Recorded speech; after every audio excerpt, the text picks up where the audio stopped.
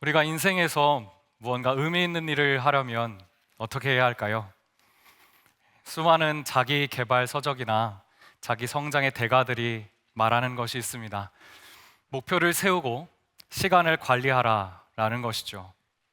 시간 관리를 통해서 목표를 이루는 전략을 짜라라고 합니다. 하지만 이것과 정면으로 반대되는 말을 한 사람이 있습니다. 우리가 잘 아는 국민 MC 유재석 씨인데요. 그가 MC로 진행하고 있는 유퀴즈라는 프로그램에서 이렇게 밝혔습니다. 저는 목표가 없어요. 2020년 9월에 방영한 내용인데요. 2018년도 수능 문과 만점자의 질문에 그가 그렇게 대답한 것이었습니다. 수능 만점자의 질문은 이제 국민 MC로 자리매김을 했는데 이제 그 이후에 MC로서의 목표 설정과 그 원동력이 무엇일지 그것을 물었죠. 그것에 대한 답이 바로 목표가 없어요 였습니다. 그 이유는 목표를 설정하고 이루어내야 하는 것이 자신에게 너무 큰 스트레스이기 때문이다 라고 그렇게 대답을 했습니다. 그래도 그 다음 이야기가 뭔가 해야 할 것이 주어지면 반드시 해내고야 만다라는 그러한 말도 했어요. 유재석 씨가 목표가 없다라고 했지만 그는 주어진 일을 어떻게든 해내고 만다라고 답을 했죠. 그것이 바로 그의 목표가 아닐까 생각이 들었습니다. 그렇게 주어진 일을 이루는 것은 목적을 향해 나아가는 매일의 발자취일 것입니다. 매일의 발자취를 찍어서 현재의 삶의 좌표를 점검하는 것은 비전을 향해 나아가는 모습일 것입니다. 이것이 바로 중요한 포인트입니다. 비전을 향한다는 것. 그것은 다시 말해서 인생은 방향성이 있다는 것입니다. 우리가 결정한 어떤 목표가 우리를 만들어가는 것처럼 보여도 사실 비전은 목표가 이끄는 힘보다 훨씬 강력한 힘으로 우리의 인생을 이끌어갑니다. 그러니 비전을 향해 나아가는 모습이 바로 인생을 의미 있고 가치 있게 살아가는 방법이다라고 할 수 있겠습니다. 그러면 비전을 향하는 인생의 방향성은 어떻게 정해질까요? 지금 우리를 보고 비전을 보면 그 인생의 방향성을 정할 수가 있습니다. 하지만 인생의 그 방향성을 알아도 나아가는 것은 우리에게 달려있죠. 우리의 마음이 어디를 향하는지에 따라 인생의 방향성이 결정됩니다. 그러니까 우리의 마음은 우리의 인생을 결정하는 것입니다. 오늘 함께 읽은 본문에서 우리는 이스라엘 백성들의 마음의 방향을 발견할 수 있습니다. 그들의 마음은 더 이상 여호와 하나님을 향하고 있는 것 같지는 않습니다. 하나님을 향한 마음이 아니라면 도대체 어디를 향해 있는 것일까요? 본문의 이스라엘 백성들의 모습을 보면서 그러면 우리의 마음의 방향은 과연 어디로 향해 있는지 확인해 보고자 합니다. 나아가 하나님을 향한 마음을 가지려면 어떻게 해야 하는지 말씀 속에서 그 해답을 얻고자 합니다. 본문은 이스라엘 백성들이 왕을 요구했다라는 말로 시작하고 있습니다. 그들이 어느 날 갑자기 왕을 요구하지는 않았다는 거예요. 이 모든 상황에는 이유가 있다는 것입니다. 이들이 왕을 요구하는 이유가 분명히 있었습니다. 그 이유는 내부적인 이유와 외부적인 이유가 있었어요. 먼저 내부적인 이유는 사무엘이 자기 아들들을 사사로 세워서 발생한 것이었습니다. 하지만 사실 사사로 세우는 것은 사사를 세우는 것은 사사의 직무가 아니죠. 여호와 하나님이 사사를 부르시고 여호와 하나님이 사사를 세우시는 겁니다. 그런데도 사무엘은 하나님께 묻지 않고 큰아들 요엘과 작은아들 아비야를 브엘세바의 사사로 세웠습니다. 더구나 그 아들들이 사무엘처럼 잘해야 하는데 그러지 못했습니다. 아니 그러긴커녕 불법을 저질렀죠. 사무엘상 8장 3절에서 이렇게 말씀합니다. 함께 볼까요? 그의 아들들이 자기 아버지의 행위를 따르지 아니하고 이익을 따라 뇌물을 받고 판결을 굽게 하니라. 사무엘의 아들들은 마땅히 해야 할 그 정의와 공의를 하지 않았습니다. 실천하지 않았어요. 그들은 자기의 이익만 추구했습니다. 그에 따라서 억울한 사람들이 생겼고 부당하다고 느끼는 사람들이 많아졌습니다. 이렇게 보면 공평과 정의가 사라진 나라를 새로운 체제로 바꾸어야 한다는 그 개혁적인 생각, 자연스러운 수순으로 보이기도 합니다. 이 왕을 세워달라는 외부적인 요인도 있었습니다. 이스라엘은 가나안 땅을 점령한 이후부터 왕 없이 살았죠. 각자 분배받은 그 땅에서 레위인의 인도로 하나님을 섬기며 살았고 사사를 통하여서 하나님의 통치를 받았습니다. 그렇게 역사가 흘러갈 때에 가나안 주변에 있던 다른 족속들은 왕을 세워서 그들의 세력을 넓혀가고 있었어요. 그러다 그들이 가나안 땅에 쳐들어온 경우가 있었죠. 그런 경우를 사사기에서 기록하고 있습니다. 모압 왕 에글론이 들어왔을 때 사사 에훗이 이겼고요. 하솔 왕 야빈을 드보라가 이겼습니다. 미디안의 왕들인 세바와 살문나를 기드온이 끝까지 따라가서 죽였고요. 입다는 암몬 왕을 항복시켰습니다. 그리고 삼손이 블레셋과 대치하고 있을 때 지중해 근처의 작은 부족들이었던 블레셋은 5개의 고을을 중심으로 왕을 세우고 세력을 넓혀가고 있었습니다. 그리고 요단강 동쪽의 암몬 족속들도 하나로 뭉쳐서 왕조를 만들고 있었습니다. 그렇게 이스라엘만 빼고 모든 주변의 나라는 왕이 있었습니다. 이스라엘은 그것이 부러웠던 것 같습니다. 다른 나라들이 전쟁을 벌일 때 왕을 중심으로 나오는 그 모습이 무언가 장엄해 보이고 단단해 보였던 것 같습니다. 게다가 왕이 없는 것이 다른 나라에 비해서 약해 보이고 부족해 보이고 뒤처져 보이는 것 같아 보였나 봅니다. 이렇게 보면 우리가 보기에도 왕을 요구하는 이유가 꽤 타당해 보입니다. 사회와 역사의 발전에 따라 정의롭지 못한 사회를 개혁하려면 통치 제도를 바꾸는 게 좋은 방법이기도 하겠죠. 그러나 사무엘이 이것을 기뻐하지 않았습니다. 또 하나님께서도 이스라엘의 요구가 자신을 버리는 것이다 라고 말씀하셨습니다. 우리 사무엘상 8장 7절 말씀입니다.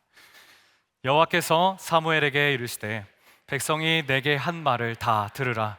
이는 그들이 너를 버림이 아니요 나를 버려 자기들의 왕이 되지 못하게 함이니라. 그러니 하나님도 백성들이 왕을 요구하는 것을 좋지 않게 보신 게 맞습니다. 그럼에도 불구하고 하나님은 그들의 요구를 들어주시기로 하시죠. 이처럼 하나님은 자신을 버리는 백성들을 버리지 않으시는 놀랍도록 선하신 분이십니다. 하나님은 이제 사무엘에게 왕의 규례를 엄히 경고하라라고 말씀하십니다. 말씀에 따라 사무엘은 백성들에게 하나님의 그 엄중한 경고의 메시지를 전하지요. 그 내용이 11절부터 17절까지 쭉 이어지는데요. 그 내용이 꽤나 구체적입니다. 왕을 세우는 것으로 인해 벌어질 여러 가지 일들을 말하고 있어요. 하나씩 보실까요? 11절에 아들을 데려다가 그의 병거와 말을 어거한다고 합니다. 이제 아들들을 징병한다는 말이에요. 요즘 같은 시대에도 군대 보내신다는 게 어떠세요? 군대 보내신다는 게 마음이 쉽지 않을 텐데요. 그때는 어땠을까요? 더구나 이스라엘은 그때까지 자원하는 사람만 전쟁에 나갔습니다. 기드온이 미디안과 전쟁할 때 비록 300명만 선발이 되었었죠. 그랬어도 그들은 전부 자발적인 전쟁의 용사들이었습니다. 이런 식으로 이스라엘은 그때까지만 해도 타국과 전쟁하려면 미스바나 실로나 길갈 같은 그 중요한 거점에 모이라라고 메시지를 보내서 그 소식을 보냈던 것입니다.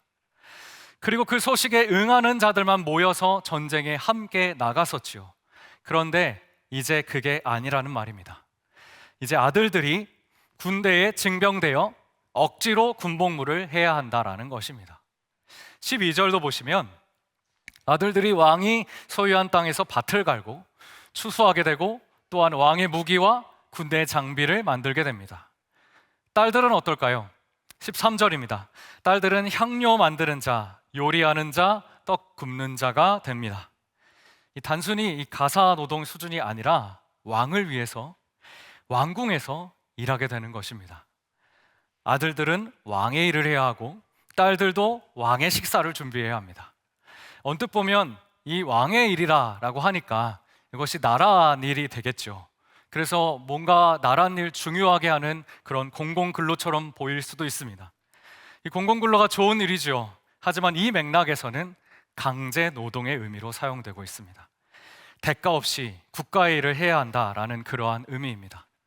억지로 하면서도 대가를 받지 못한다면 좀 많이 억울한 일이 될 수 있겠죠. 이게 끝이 아닙니다. 14절부터 17절까지 이 모든 내용은 재산에 대한 제재입니다. 밭의 곡식과 포도원의 소산은 가장 좋은 것을 왕이 먼저 취하고 전체 수확량의 11조를 거두어 간다, 이렇게 말씀하고 있죠. 이건 소득세의 형태입니다. 또한 노비와 나귀 중에서도 가장 좋은 베스트의 것을 가져가고 전체 양떼의 10분의 1을 거두어 간다 라고 말씀하고 있죠. 재산세의 양식입니다. 국가가 국민에게 납세의 의무를 부여하는 것은 당연한 것입니다. 납세는 부당한 것이 아니지만 사실 세금 납부를 기쁘고 즐겁게 하는 사람은 잘 없을 것 같습니다. 게다가 지금까지 이스라엘 백성들은 그렇게 살지 않았어요. 자급자족하면서 모든 것을 하나님이 주셨음을 인정하고 오로지 하나님께만 잘 드리면 그렇게 살면 되는 백성들이었습니다. 하지만 왕이 세워지면 이제 그렇게 살 수 없고 생활 양식이 전부 바뀐다는 것입니다. 그러니까 하나님은 지금 이것을 말씀하고 계시는 거예요. 왕을 세우면 군대 징병, 강제 노동, 납세 의무, 이것들과 같은 왕정에 따른 제도들이 분명히 따라서 생긴다라는 것입니다. 그러면 지금보다 더 살기 어렵게 된다라는 것을 말씀하시는 거예요. 그렇게 하나님은 왕정의 결과를 엄중하게 선포하십니다. 17절 하반절입니다. 너희가 그의 종이 될 것이라. 18절 상반절입니다. 그날에 너희는 너희가 택한 왕으로 말미암아 부르짖되. 왕을 세우면 반드시 백성인 너희가 왕의 종이 된다 말씀하십니다. 나아가 왕으로 인하여서 너희가 지금보다 더 고통스러워서 부르짖게 된다고 말씀하십니다. 그리고 최악의 일이 벌어지는데요, 18절 하반절입니다. 그날에 여호와께서 너희에게 응답하지 아니하시리라. 하나님은 지금 세워질 왕으로 인해 벌어질 백성의 고통에 대해서 그 다음부턴 결코 응답하지 않겠다 말씀하고 계세요. 왕을 세워서 벌어지는 현상은 철저히 너희들 알아서 해라 라는 의미입니다. 절대로 왕이 백성에 대해서 벌이는 일에 대해서 이제 도와주지 않겠다라는 엄중한 말씀이에요. 하나님이 이렇게 무섭게 경고를 하시는데도 백성들은 그 말을 수용하지 않습니다. 수용하지 않을 뿐더러 거절합니다. 19절 같이 보시겠습니다. 백성이 사무엘의 말 듣기를 거절하여 이르되 아니로소이다. 우리도 우리 왕이 있어야 하리니. 백성들의 모습을 보면 어떠신가요? 이들은 왕에 너무 꽂혀 있습니다. 왕을 기다리고 있어요. 지금껏 사무엘이 왕정에 대해서 낱낱이 단점만 나열했는데도 백성들은 그 소리가 들리지 않나 봅니다. 사실 백성들은 이 왕정에 대한 폐해를 알고 싶지도 듣고 싶지도 않았던 거예요. 이들이 이렇게까지 왕에 대해서 간절히 바라는 이유가 무엇일까요? 20절 말씀입니다. 함께 보시겠습니다. 우리도 다른 나라들 같이 되어 우리의 왕이 우리를 다스리며 우리의 싸움을 싸워야 할 것이니라 하는지라. 지금까지의 여호와 하나님이 실패했다라는 거예요. 여호와께서 출애굽은 성공하셨다 하더라도 가나안 땅에서는 실패하셨다라는 겁니다. 백성들은 이미 그 마음이 하나님에게서 떠났어요. 그래서 백성들은 하나님의 메시지를 듣지 않으려고 합니다. 이미 그들은 하나님을 향한 마음에서 돌이켜 세상으로 마음의 방향을 돌렸습니다. 그래도 그나마 예의는 있습니다. 하나님이 지금껏 지켜주셨던 능력으로 새로운 것을 만들어 주시기를 요청하고 있기 때문입니다. 이런 식으로 기도하는 것이죠. 이런 식으로 요청하는 것이죠. 정말 노고가 크셨습니다. 이제는 물러나시고요. 제가 생각한 이 대안, 이 방법을 허락해 주시기를 부탁드립니다. 이렇게 말하는 거예요. 그 결과로 백성들이 내놓은 대안이 바로 이겁니다. 우리도 다른 나라들 같이 돼요. 우리도 다른 나라들 같이 되고 싶다라는 말은 무엇일까요? 세상에 대한 동경입니다. 주위를 둘러보니까 다른 사람들이, 다른 민족들이 가지는 것이 더 좋아 보이는 거죠. 세상의 방식이 좋아 보이는 겁니다. 세상의 가치관이 좋아요. 다시 말해서 내가 가지지 않은 것이 더 좋아 보인다. 그리고 그것이 세상 것이든 상관없이 더 좋아 보인다라는 겁니다. 솔직히 우리는 갖지 못한 것에 대해서 동경할 수 있습니다. 무언가 소유하고픈 마음은 인류에게 주어진 끝없는 유혹거리이긴 합니다. 돈이나 권력, 명예 같은 건 그것 자체가 가치 중립적이라 해도 무방합니다. 그러나 그 모든 것에 소유라는 개념이 덧입는 순간 이것은 탐욕을 일으킬 가능성이 다분해집니다. 인간의 죄악된 속성 때문에 그런 것이죠. 그러니까 우리는 가지지 못한 것에 대해서 동경할 수 있습니다. 그러나 그런 동경이 나의 안위와 나만의 기쁨, 나의 것을 위한 것이라면 그것은 욕심입니다. 갖지 못한 상대적 박탈감, 그것조차도 그것을 향한 은밀한 욕심인 것입니다. 욕심이 우리 마음에 한번 들어오면 어떻게 될까요? 마음의 방향이 어떻게 될까요? 그 방향을 잃어버립니다. 나침반을 한번 예로 들어보겠습니다. 나침반을 가만히 두면 남북을 정확하게 가리키게 되겠지요. 그러나 그런 나침반도 흔들어서 바닥에 놓으면 처음에 방향을 잃고 계속 돌아갑니다. 그것처럼 욕심이 우리 마음에 들어오면 우리의 마음의 방향을 잃어버리죠. 그러다가 어디를 갈지 모르다가 어떤 한 방향으로 딱 향하게 됩니다. 강한 자석에 이끌려 엉뚱한 방향을 가리키게 되는데요. 그 자석이 바로 욕심이라는 것입니다. 그렇게 욕심은 마음의 방향을 하나님에게서 떠나게 하는 것입니다. 하나님에게서 떠난 마음은 어디를 향할까요? 내가 좋아하는 것으로 향하기 마련입니다. 내가 관심 있는 것으로 향하기 마련이에요. 요즘 가장 좋아하는 것이 무엇인가요? 드라마, 자동차, 스포츠, 주식, 정치, 부동산, 국제 정세, 또 해외여행 등등 수많은 것들이 있겠지요. 이렇게 여러 가지 것들을 우리가 좋아하는 이유가 무엇인지 곰곰이 살펴봐야 합니다. 그렇게 우리가 중요하게 여기는 그것의 동기를 잘 살펴본다면 화들짝 놀랄 일을 만날 수도 있습니다. 정말 안타깝게도 우리 마음속에 자리 잡은 욕심을 마주할 수도 있다라는 것이죠. 하나님을 향해 있다고 생각했던 우리의 마음이 사실상 내 마음을 향해 있었다는 걸 발견하게 될지도 모르겠습니다. 우리는 오히려 그것에 충성과 성실로 섬기고 있었고 그것이 더 필요하다라고 생각하며 하나님께 요구하고 있었을지도 모릅니다. 그것이 본문 18절에서 말씀하시는 너희가 택한 왕입니다. 그렇게 내가 선택한 왕이 필요하니까 그 왕을 하나님이 주시면 좋겠다고 기도하는 게 우리의 모습일 수 있다는 말입니다. 그러니까 하나님께 우리가 이런 식으로 기도하는 것이죠. 하나님, 제가 가장 좋아하는 거 뭔지 잘 알고 계시죠?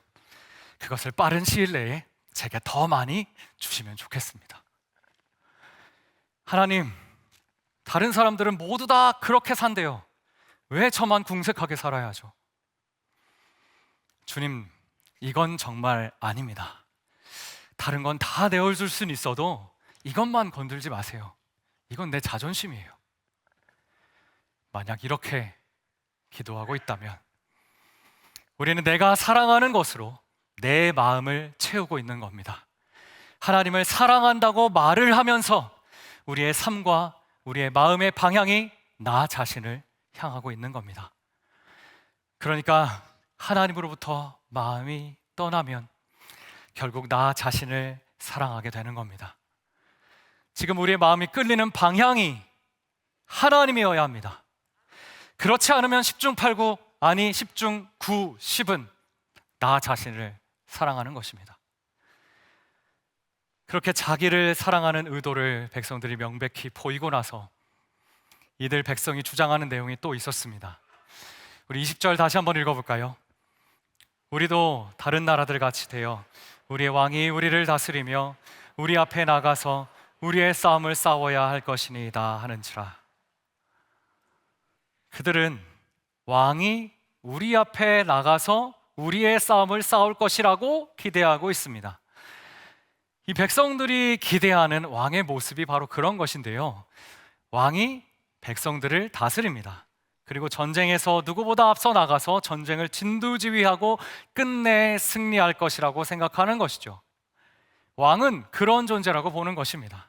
백성을 위해 열심히 희생하고 또 일하는 그러한 왕, 그 모습을 기대하며 요구하고 있어요.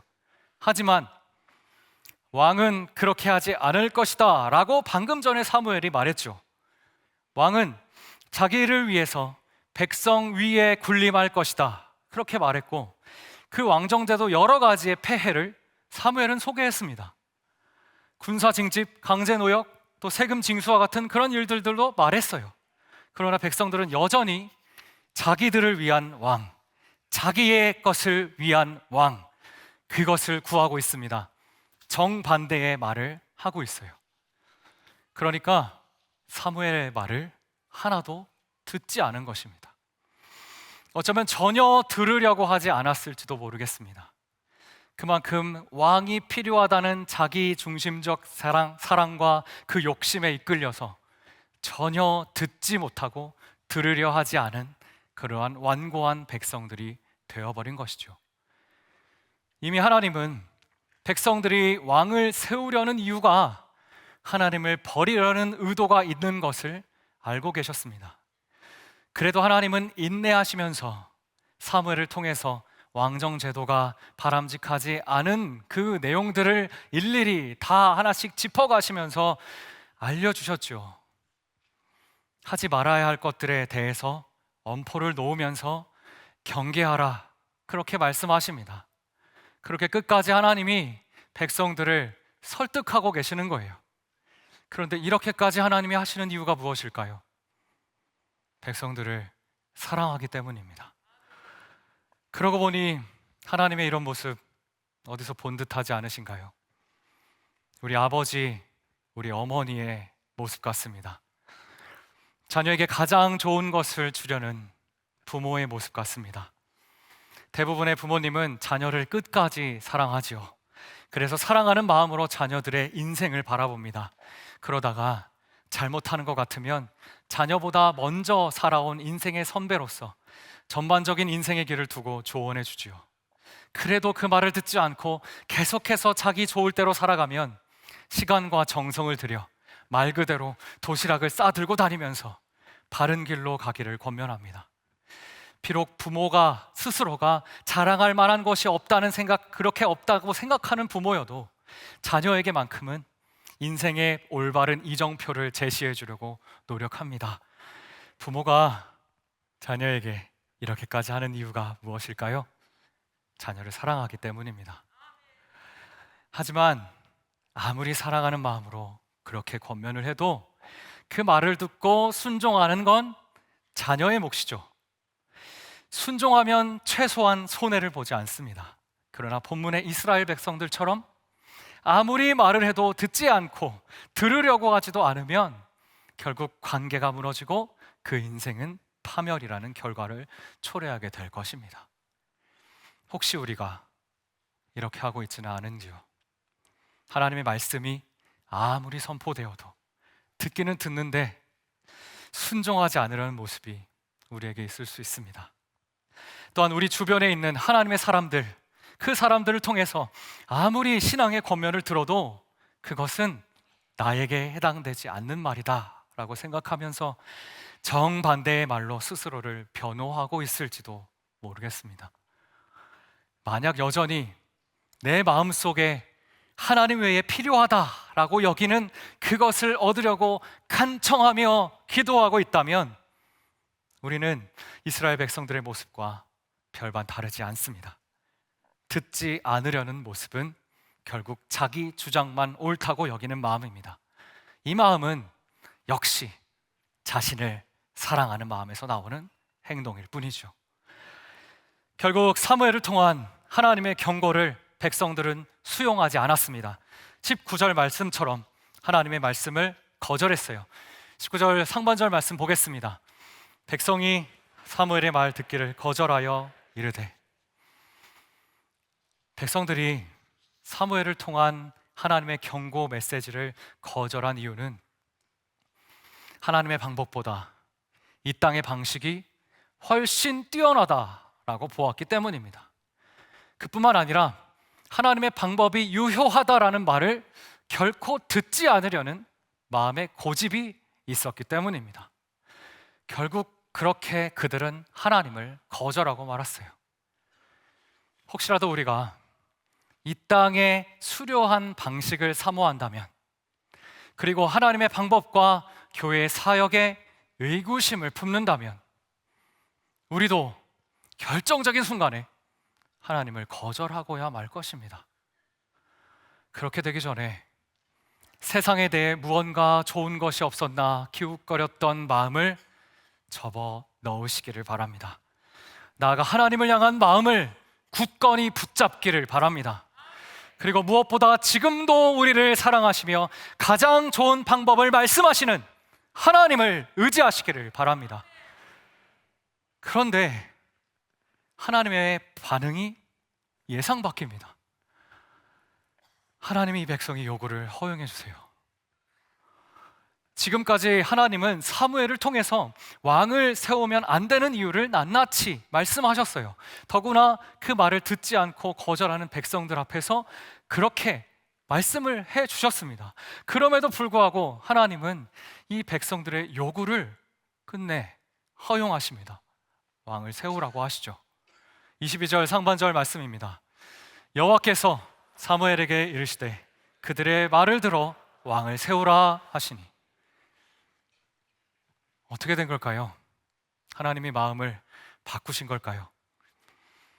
백성들이 아무리 말을 해도 듣지 않으니까 그래 네 맘대로 해라 그렇게 하신 것일까요? 이건 마치 자녀의 요구를 마지못해 들어주는 부모의 모습같이 보입니다. 그토록 안 된다고 말하며 반대하는데도, 그 분명한 이유를 들어서 하지 말아야 하는 것을 알려주는데도 자녀가 끝끝내 포기하지 않고 요구하고 또 요구하면 부모는 마지못해 허용하는 경우가 있지요. 그렇다고 해서 부모가 먼저 관계를 끊어버리는 경우는 잘 없습니다.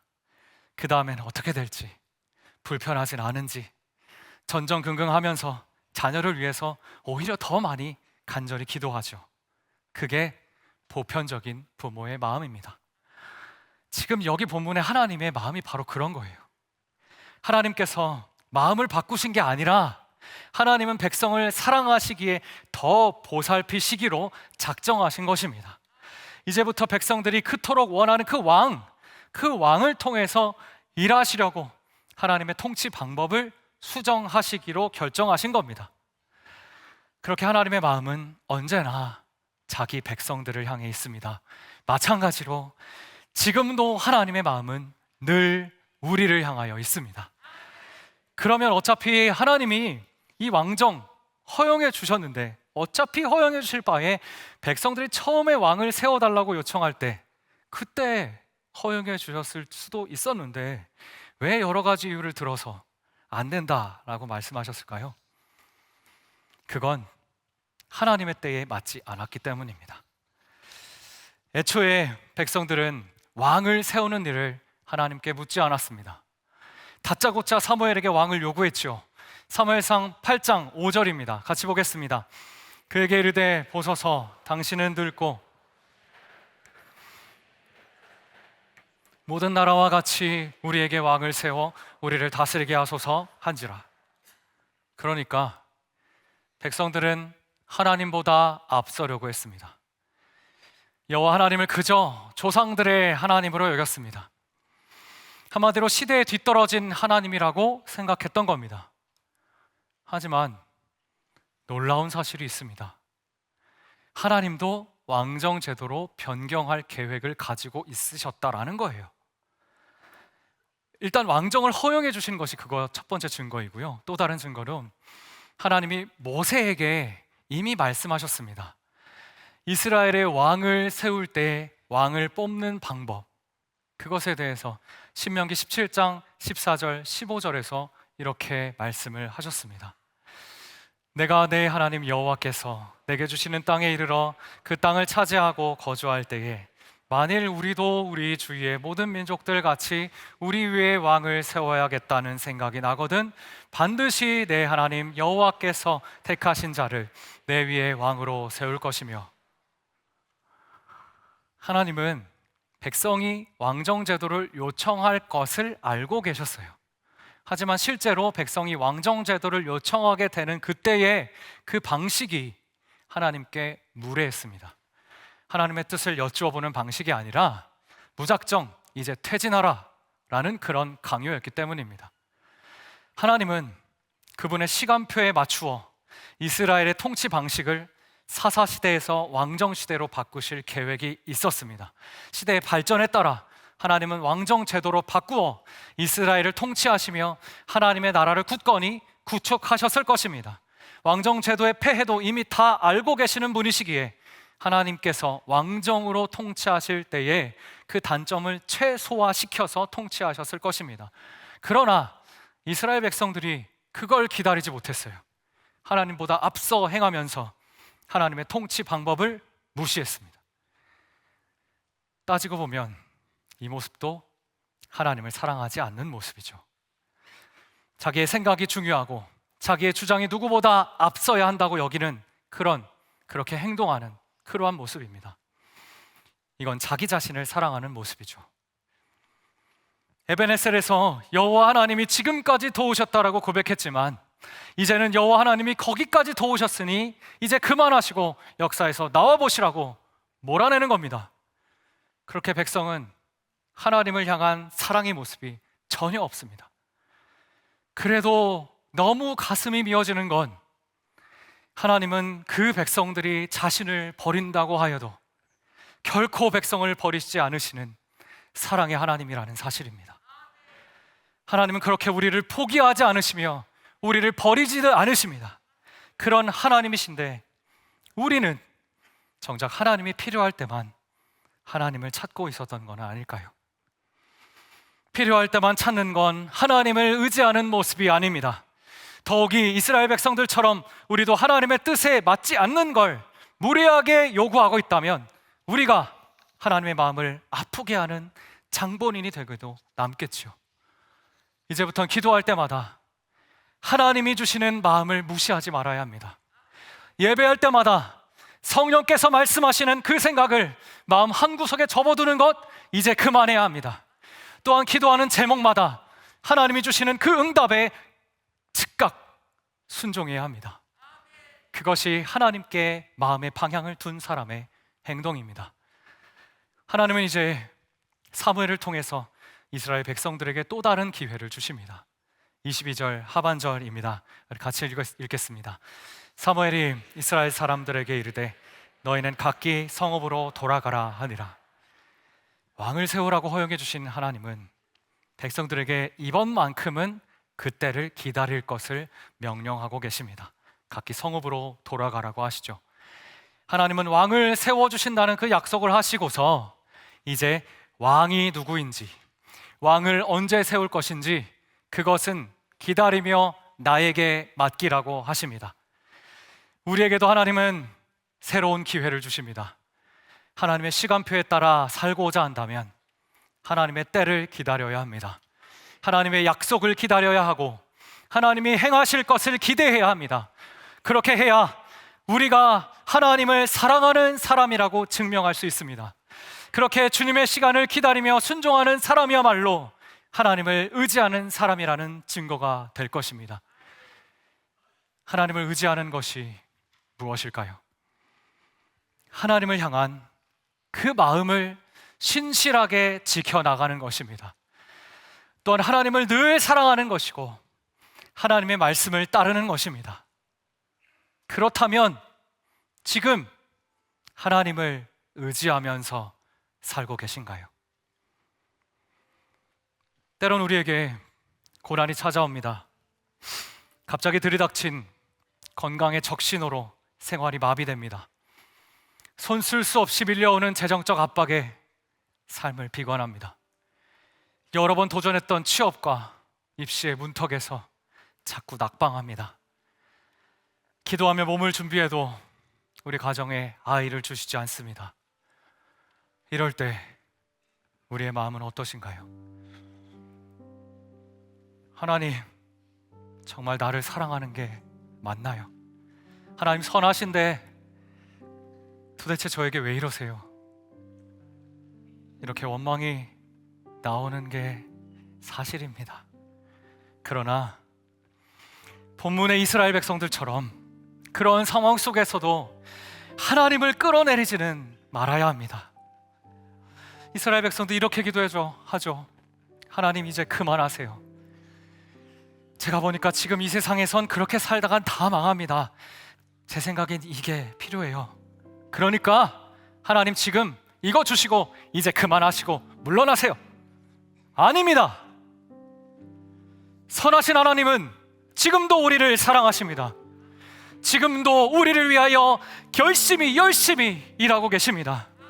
그러니까 지금 주어진 그 환경만으로 하나님을 규정하지 말아야 합니다.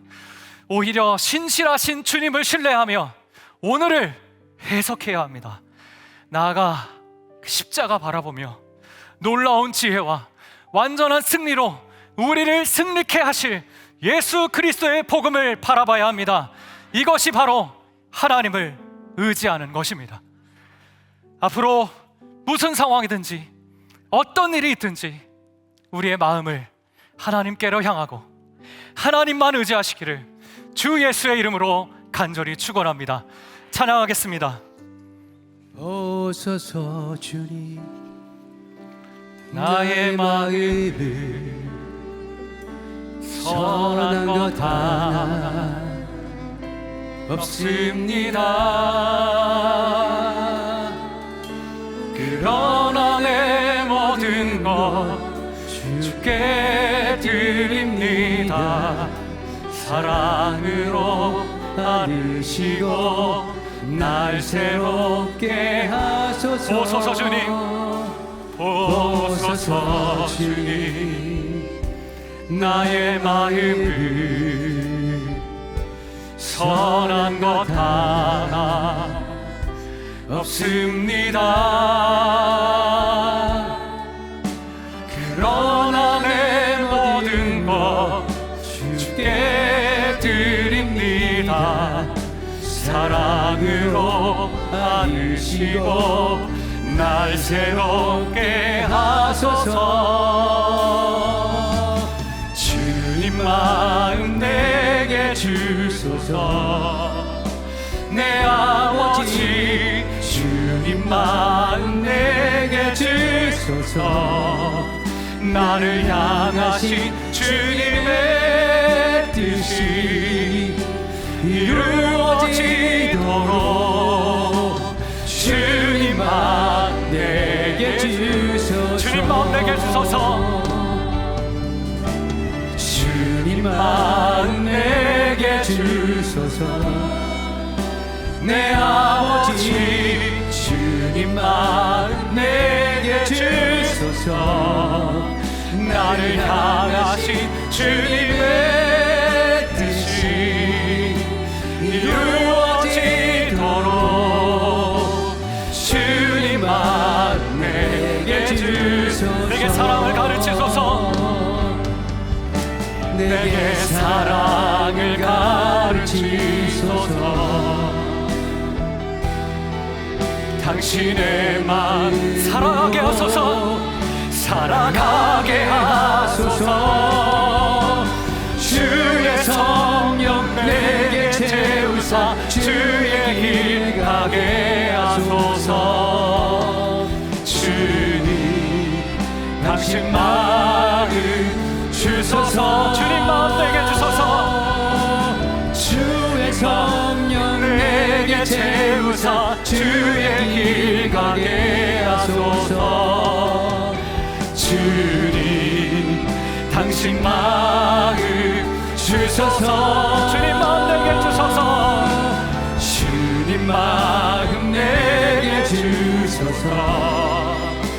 내 아버지 주님 마음 내게 주소서. 나를 향하신 주님의 뜻이 이루어지도록 주님 마음 내게 주소서. 우리 주신 말씀 기억하면서 마음에 새기면서 우리 함께 기도하면 좋겠습니다. 하나님을 의지하는 것이 무엇일까요? 하나님을 향한 마음을 신실하게 지키는 것입니다. 하나님이 좋아하는 것을 좋아하는 것이고 하나님이 싫어하는 것을 우리가 하지 않는 것입니다. 그것을 신실하게 지켜가는 것이 하나님을 의지하는 것입니다. 그런데 그렇게 하지 않으려고 내 마음속에 무언가 끄집어내면 그것은 내가 택한 왕입니다. 그 왕 다 버려야 합니다. 다 타파해야 합니다. 이제 하나님만 의지하며 하나님께서 주시는 그 힘으로, 하나님께서 주시는 그 능력으로 살아가야 하는 것입니다. 그렇게 내가 살아갈 수 있도록 주님 함께 해달라고, 주님 나에게 더 큰 믿음 허락하여 달라고, 주님의 마음을 허락하여 달라고 주의 이름 부르며 함께 기도하시겠습니다.